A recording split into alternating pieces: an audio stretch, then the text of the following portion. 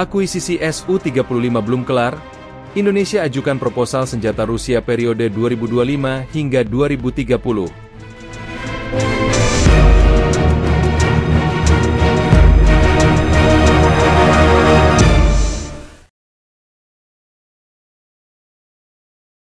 Audio Jungle. Audio Jungle.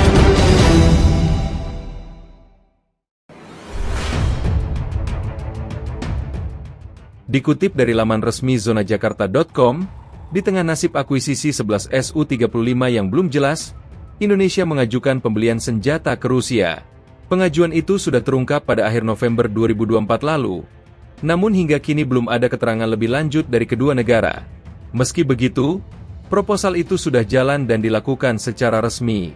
Dikutip tdefensepost.com, 21 November 2024, Kepala Komite Pertahanan dan Keamanan Dewan Federasi Rusia, Vladimir Bulavin mengonfirmasi bahwa permohonan resmi sudah diterima Rusia dari Jakarta. Indonesia mengajukan permohonan pembelian senjata Rusia untuk kepentingan TNI periode 2025 hingga 2040. Hanya saja, Vladimir Bulavin belum bisa memerinci senjata apa saja yang ingin dibeli Indonesia.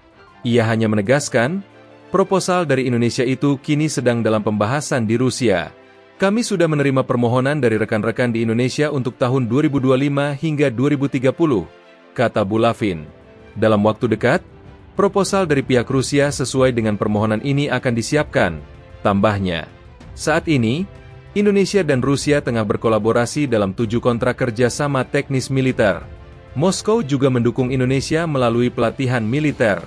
Selama seluruh periode kerjasama di bidang militer, kami telah melatih lebih dari 6.000 spesialis, jelas Bulavin. Sebelumnya, Indonesia juga sudah mengajukan akuisisi 11 pesawat generasi 4,5 Su-35. Namun, meski kontrak ini belum dibatalkan, Indonesia belum merealisasikannya. Ancaman sanksi CATSA dinilai sebagai alasan Indonesia untuk tidak segera mencairkan kontrak tersebut. Sebab itu, menurut analis pertahanan Hairul Fahmi kepada Radio Free Asia, jika memang benar Indonesia ingin membeli senjata dari Rusia, pilihannya mungkin yang tidak terlalu sensitif secara politik. Senjata yang akan diakuisisi Indonesia itu kemungkinan berupa kendaraan tempur, helikopter, simulator, dan sistem pertahanan jarak pendek. Sebaliknya, jika sampai mengakuisisi pesawat tempur atau sistem rudal bisa membuat hubungan Indonesia dengan Amerika Serikat memburuk. Fahmi menambahkan, memilih persenjataan yang kurang sensitif akan memungkinkan Indonesia untuk mendiversifikasi sumbernya sambil mempertahankan status non-bloknya.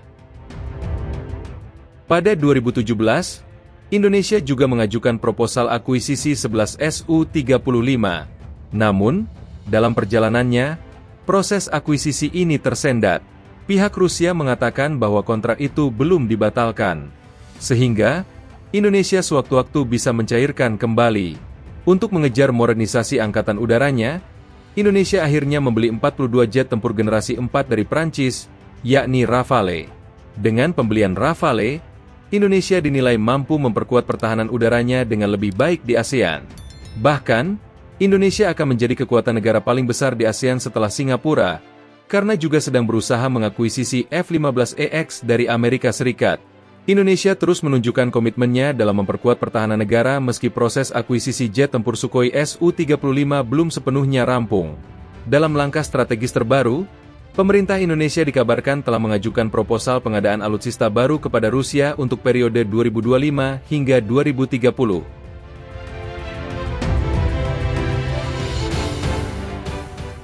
Proses akuisisi Su-35, jet tempur generasi 4,5 buatan Rusia, sempat tertunda karena berbagai faktor, termasuk dinamika geopolitik internasional dan tekanan sanksi dari Amerika Serikat melalui Countering America's Adversaries Through Sanctions Act atau CATSA. Meski demikian, Menteri Pertahanan Prabowo Subianto menegaskan bahwa pengadaan Su-35 tetap menjadi prioritas. Pemerintah Indonesia terus melakukan negosiasi dengan pihak Rusia untuk memastikan kelanjutan proyek ini. Menurut sumber di Kementerian Pertahanan, Indonesia dan Rusia telah menyelesaikan beberapa persyaratan teknis. Namun masih ada beberapa detail finansial dan logistik yang memerlukan penyelesaian sebelum kesepakatan final tercapai.